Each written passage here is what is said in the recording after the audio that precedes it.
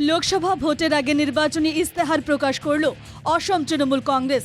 শিলচরে এক সাংবাদিক সম্মেলন ডেকে এই ইস্তেহার প্রকাশ করেন সাংসদ সুস্মিতা দেব। টিএমসির ইস্তেহারে স্থান পেয়েছে সরকারি বঞ্চনার কথা। রাজনৈতিক উদ্দেশ্যে ডিলিমিটেশনের মাধ্যমে বরাকে বিধায়কের সংখ্যা 15 থেকে কমিয়ে 13 করা হলো। সিএএ এনআরসির নামে লক্ষ লক্ষ মানুষকে হয়রানি।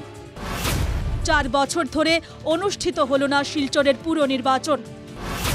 তৃতীয় ও চতুর্থ শ্রেণীর নিযুক্তিতে বরাকের প্রার্থীদের সংরক্ষণের মিথ্যা প্রতিশ্রুতি। বাস্তব হল না কাছাড় পেপার মিল পুনরুজ্জীবিত করা, মাল্টি মডেল লজিস্টিক পার্ক স্থাপনের প্রতিশ্রুতি। বরাকের চা শিল্পের প্রতি সরকারি উদাসীনতা। বিজেপি নেতা মন্ত্রীর নেতৃত্বে ধ্বংস করা হচ্ছে বরাকের গ্রামীণ অর্থনীতি। তৃণমূলের নির্বাচনী ইস্তেহারে এভাবেই তুলে ধরা হয়েছে সরকারি ব্যর্থতাকে। লক্ষণীয় বিষয় হচ্ছে তৃণমূল কংগ্রেসের ইস্তেহারে কোনো প্রতিশ্রুতি দেওয়া হয়নি, বরং বিজেপির ব্যর্থতা ও নেতিবাচক দিকগুলো ফলাও করে প্রকাশ করা হয়েছে। ইস্তেহারে লেখা রয়েছে, আমাদের অধিকার, আমাদের স্বাভিমান, 26-এ আমরা করব প্রমাণ। এক কথায় 2026 সালের বিধানসভা নির্বাচনে ভালোভাবে লড়ার একটা ইঙ্গিত দেওয়া হয়েছে তৃণমূলের পক্ষ থেকে। কারণ বরাকের প্রায় নেতা বিধায়ক কংগ্রেস ছেড়ে বিজেপিতে যোগ দিয়েছেন, ফলে কংগ্রেস কার্যত নিশ্চিহ্ন হয়ে গেছে। এরকম প্রেক্ষাপটে তৃণমূল কংগ্রেসকে বরাকের প্রধান বিরোধী দল হিসেবে তুলে ধরতে চাইছেন সুস্মিতা দেব।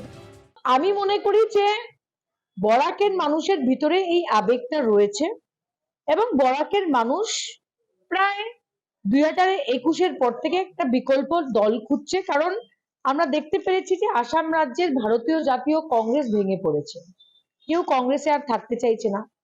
তাই বলে বিকল্প হিসাবে তৃণমূল উঠে আসছে। আমরা আসাম রাজ্যতে 4টা সিটে ফাইট করছি। বরাকের প্রত্যেকটা ইস্যু নিয়ে আমরা মানুষের পাশে যাব। এই লড়াইটা শুধু আমার একা না, এটা বরাকের স্বাভিমানের লড়াই। উল্লেখ্য, এর আগে ত্রিপুরার তৃণমূল কংগ্রেসকে নিয়ে মাঠে নেমেছিলেন সুস্মিতা দেব, কিন্তু মুখ থুবড়ে পড়তে হয় তাকে। এবার বরাক উপত্যকায় কার্যত একা লড়ছেন। প্রশ্ন হচ্ছে, সুস্মিতার নেতৃত্বে কি বরাকের জোড়া ফুল ফুটবে?